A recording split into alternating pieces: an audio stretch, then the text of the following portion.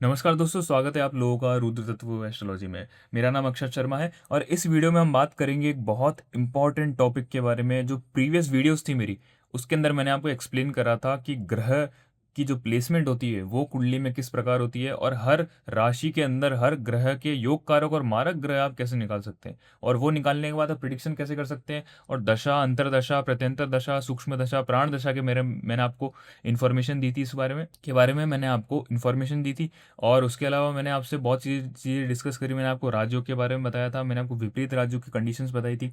लेकिन आज इस वीडियो में हम कुछ अलग डिस्कस करने वाले। इस वीडियो में मैं आपको बताने वाला हूँ कुंडली का बेसिक, और इस बेसिक के अंदर हम कवर करेंगे कुंडली का चार्ट, जो बेसिकली सबकी कुंडली के अंदर जो कुंडली का चार्ट होता है उसके अंदर हर एक घर की क्या प्रॉपर्टी होती है, हर एक घर का अपना क्या महत्व होता है, उसकी बात आज हम करने वाले हैं। चलिए शुरू करते हैं हम सबसे पहले घर से।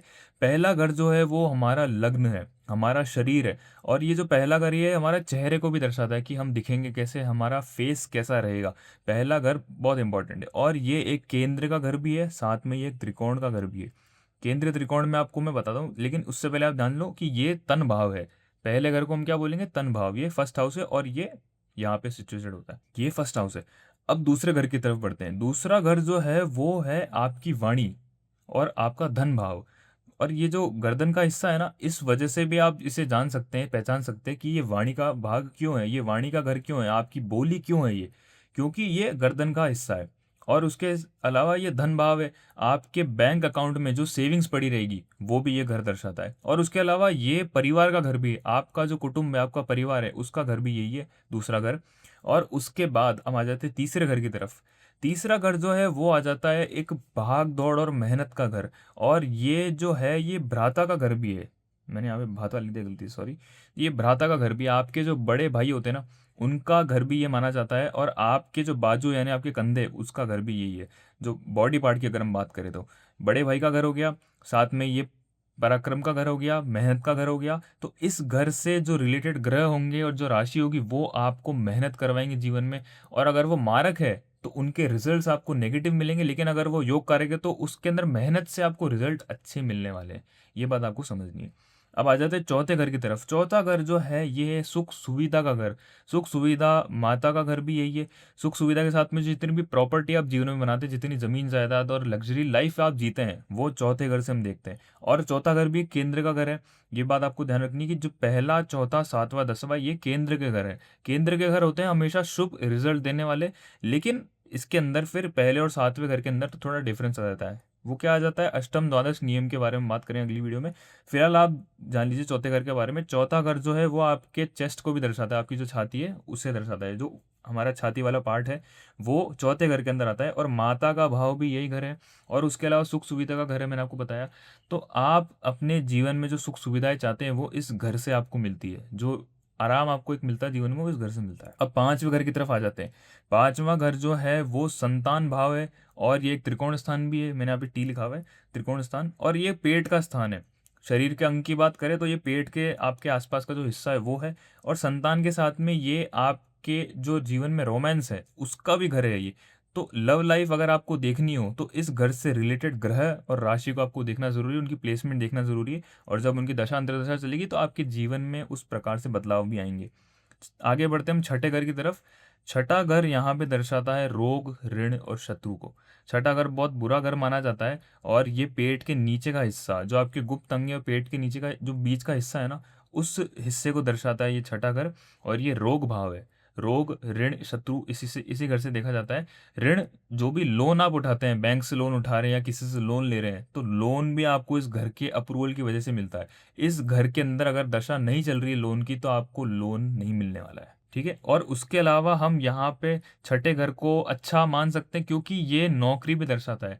आप अगर कहीं नौकरी करने जा रहे हैं या कंपटीशन एग्जाम की तैयारी करने जा रहे हैं तो ये घर आपको मदद जरूर करेगा। अगर इस घर के अंदर बैठा हुआ ग्रह आपके जीवन में योग कारक है तो वो आपको नौकरी जरूर दिलवाएगा। नौकरी के योग इस घर से बनते हैं। और आपको एक बात ध्यान रखनी कि अगर पहले घर का मालिक 6, 8 या 12 में बैठ जाता है तो वो आपको बुरे रिजल्ट देता ही देता है। क्यों? क्योंकि उसे लग्न दोष लग जाता है। ये बुरे घर है, बुरे परिणाम देते हैं। इसी वजह से 6, 8, 12 में बैठा घर आपको 6, 8, इसीलिए 6, 8, 12 में बैठा ग्रह आपको बुरे परिणाम देता है, आपको लग्न दोष लगा देता है, आपके शरीर से आपको परेशान कर देता है, शारीरिक दिक्कत आपको होने लग जाती है, आप बीमार रहने लग जाते हैं। तो इसलिए छठे घर के अंदर जो बैठा ग्रह होता है उसका उपाय हमें करना बहुत ज़रूरी होता है।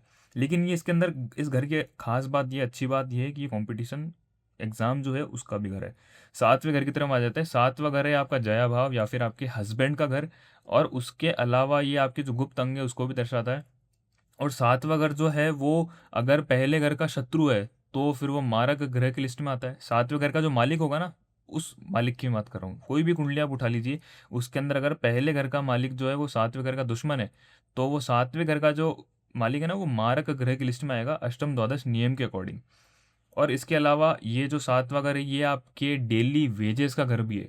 डेली वेजेस के अलावा ये आपकी बिजनेस पार्टनरशिप को भी दर्शाता है। आप किसी के साथ पार्टनरशिप कर रहे हो तो इस घर को देख करके अगर आप करें तो आपके जीवन में पार्टनरशिप सक्सेसफुल ज़रूर होगी। और इसके अंदर बैठा ग्रह उसका उपाय आप कर लें तो आप बिजनेस पार्टनरशिप, शादी की लाइफ है, आपकी मैरिज लाइफ है, वो बहुत अच्छी जाने वाली है। इसके अलावा हम बात करते हैं आठवें घर की। आठवां घर भी बुरा घर माना जाता है क्योंकि ये आयु भाव है, ये मृत्यु का घर है। इस घर से आप अपनी आयु देख सकते हैं। आप ये पता कर सकते हैं कि आपके जीवन में कोई बड़ी दुर्घटना तो नहीं घटने वाली, कोई बड़ा एक्सीडेंट तो नहीं होने वाला, क्योंकि ये घर जो है ये आयु भाव है। और ये शौच स्थान का भी घर है। जो हमारे बॉडी पार्ट की बात करें तो उसमें शौच स्थान इस घर के अंदर आ जाता है। और ये जो घर है ये अच्छा कैसे माना जाता है, क्योंकि इस घर की एक अच्छाई यही है। ऐसे तो है बुरे घर, 6, 8, 12 तीनों बुरे घर है, और लग्नेश में बैठ जाए तो लग्न दोष लग जाता है। लेकिन आठवें घर की एक अच्छी बात यह है कि डीप रिसर्च का घर भी है। जितनी भी डीप रिसर्च होती है दुनिया के अंदर, जितने भी इन्वेंशंस होते हैं नए नए, वो आठवें घर की वजह से होते हैं। आठवां घर जब एक्टिवेट होता है, इसके अंदर बैठा ग्रह जब एक्टिवेट होता है और वो योग कारक होता है तो वो अच्छे रिजल्ट आपको देता है। या फिर मारक होने पर भी अगर वो युति बना रहा है किसी ग्रह के साथ में, तो वो युति के अंदर भी आपको अच्छे रिजल्ट दे सकता है। ये बात भी आपको समझनी है। अब नौवें घर की तरफ बढ़ते हैं। ये नौवां घर जो है ये भाग्य स्थान है। आपका जीवन में भाग्य उदय कब होगा, कैसे होगा, इस घर के मालिक को देख लीजिए, उसकी दशा अंतरदशा देख लीजिए। और अगर वो योग कारक है तो आपके जीवन में उस समय में, उस पीरियड में आपके जीवन में भाग्य आपका बढ़ेगा, भाग्य में वृद्धि आपको मिलेगी। और उसके अलावा ये आपकी जो जांघें, आपकी जो थाइज है, वो आपके बॉडी का पार्ट ही है। और उसके अलावा ये आपके पिता का स्थान भी है। अगर ये संतान का स्थान हुआ तो ये पिता का स्थान हुआ, ठीक है।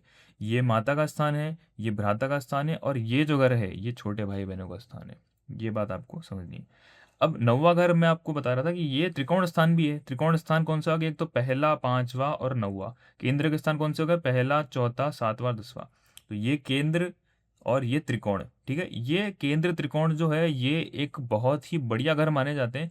लगभग कुंडली के अंदर आप जितनी भी कुंडली देखोगे उसके अंदर जो ये घर है, इनके ग्रह अगर आपके जीवन में योग कारक है तो आपको बहुत बढ़िया परिणाम देने वाले हैं। अगर वो लग्नेश के मित्र है तो आपको बहुत आगे तक ले जाएंगे, क्योंकि ये तीनों घर है ये बहुत अच्छे रिजल्ट देते हैं। इनके अंदर बैठा ग्रह आपके अनुकूल होना बहुत जरूरी है।